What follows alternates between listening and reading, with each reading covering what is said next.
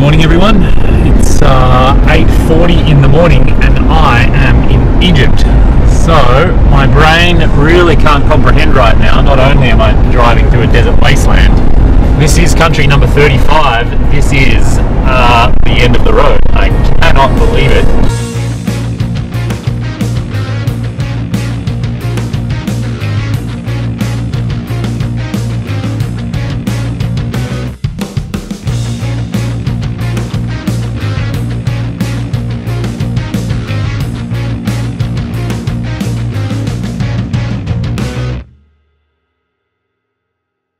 I crossed over yesterday from Sudan. The border was the most bureaucratic thing I've ever seen in my life. It took about 6 hours with the help of fixers on both sides. First time I've ever used fixers in my life. And the Jeep is currently sporting Egyptian license plates. I'll show you those in a minute.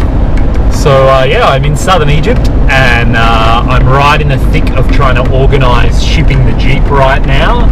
I'd like to ship it out of Alexandria straight into Halifax in Canada. Easier said than done. I'll keep you updated on that.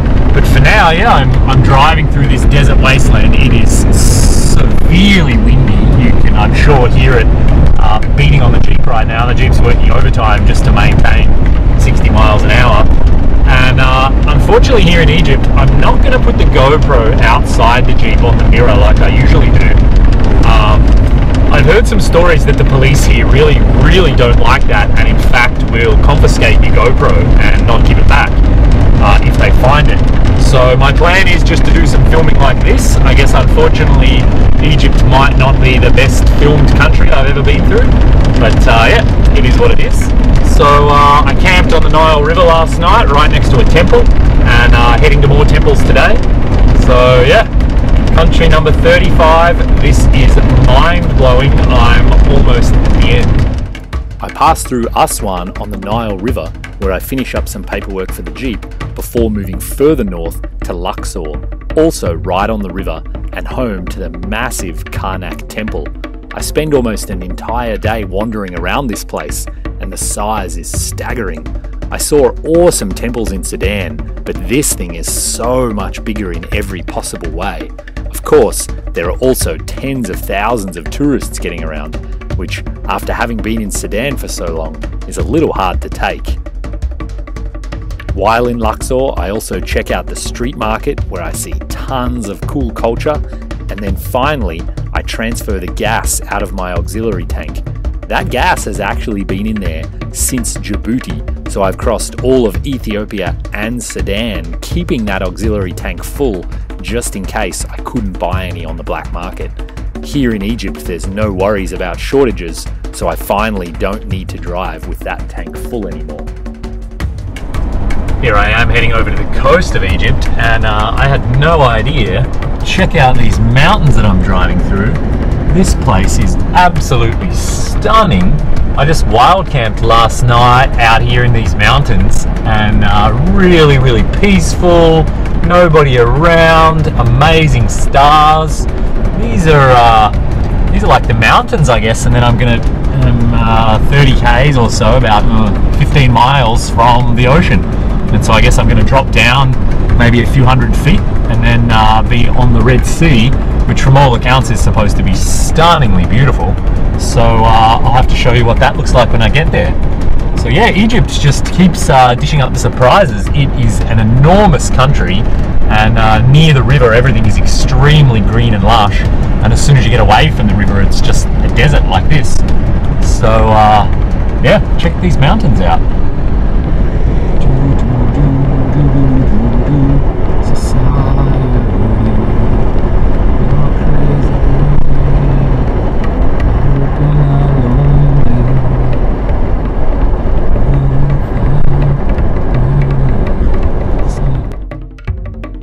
Drop right down to the Red Sea, and it turns out my brother-in-law actually lives here in kind of a westerner enclave called El Guna. He's got a great gig driving a boat, and so I stay with him for a few days and explore the local area. He goes kite surfing while I ride a bike, we go out wake surfing, and then the highlight of Egypt comes when we head further south, right back down near Sudan, and go scuba diving. I haven't even been scuba diving once since Colombia, so I'm more than a little bit rusty. But luckily, Ant is a dive instructor and he has over 1,000 dives logged, so it's no problem to go with him and he quickly teaches me the ropes again. Yeah, that's actually me on camera looking like a total beginner at scuba diving. I'm super impressed by all the coral and marine life we're able to find. We spot this massive turtle and obviously no end of colourful fish. The really crazy part about all of this is it's directly from shore.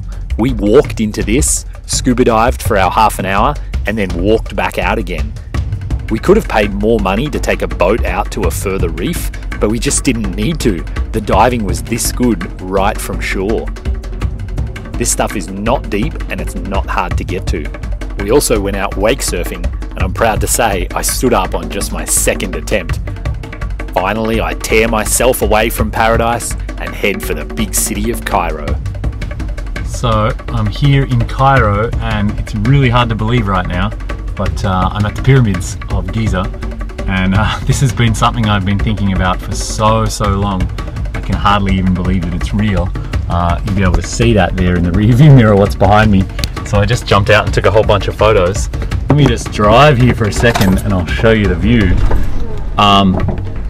So there's thousands and thousands of tourists around. There's guys trying to sell me camel tours. There's kind of, you know, all the downsides, I guess, and all the things that I'm a little bit burnt out on in Africa. But when you see this, it sort of becomes all worthwhile. So there's the city, part of Cairo anyway, and then as I flip around, there's my view of the three pyramids. And so I'm just cruising around the backside now. I want to get over to where the Sphinx is. I don't actually know where it is. I'm more or less just wandering around. I didn't pay for a guide or anything like that because I kind of want to enjoy the moment by myself. This is basically the last stop. I've already started cleaning the Jeep. It's cleaner than it's ever been, I think, and I'm right in the middle of organising shipping. So after here, I'm going to drive up to Alexandria and the Jeep goes in a shipping container in just about 5 days. So this is the end of the road and blows my mind. I have to sit down and figure out how many miles I've done and how many days it's been, but it's been one hell of an adventure. It's hard for me to really take in and understand, and you can see here again, now I'm getting closer. This is my view out the front windscreen right now. Wow, it's going to take a few days for this to sink in. You can see just how close to Cairo the pyramids really are, and they are absolutely enormous. I spend quite a few hours touring the whole site. You'll be happy to hear I do find the Sphinx, and then of course, I take my victory photo. It takes days and days of paperwork and bureaucracy to finally get through all the hurdles I need to put the Jeep inside of a shipping container. After 54,000 miles through 35 countries over 999 days, I've achieved my goal. I've completed my lap around Africa. Wait.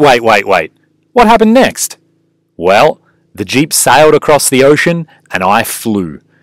Here's footage I took first thing the following morning after I got the Jeep out of the port. As you can see, I'm a little bit out of it, and it took quite a few weeks to get my head back on straight. I'm here in Halifax, Nova Scotia in Canada, and just yesterday I went down to the shipping yards and I was there when they opened up the shipping container, and one Jeep inside shipping container. So completely unmarked, absolutely perfect, no problem at all collecting it. She fired right up once I reconnected the battery. So here I am back on the North American continent, and I'm camping here at a friend's place, and it's a really strong sense of deja vu for me because I camped in this exact spot the week before I shipped the Jeep out of Halifax. So for me, this is absolutely full circle, almost 3 years to the day within a week. Here I am back in exactly the same place, and it's absolutely mind-blowing for me to try and comprehend what I've done, and that I really did drive all the way around Africa, and I'm excited for new adventures to come, and I've got this Jeep to do it in.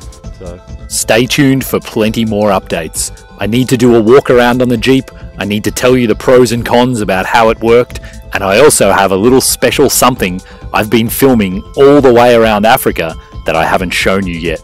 And as well as that, of course, new adventures are in the works.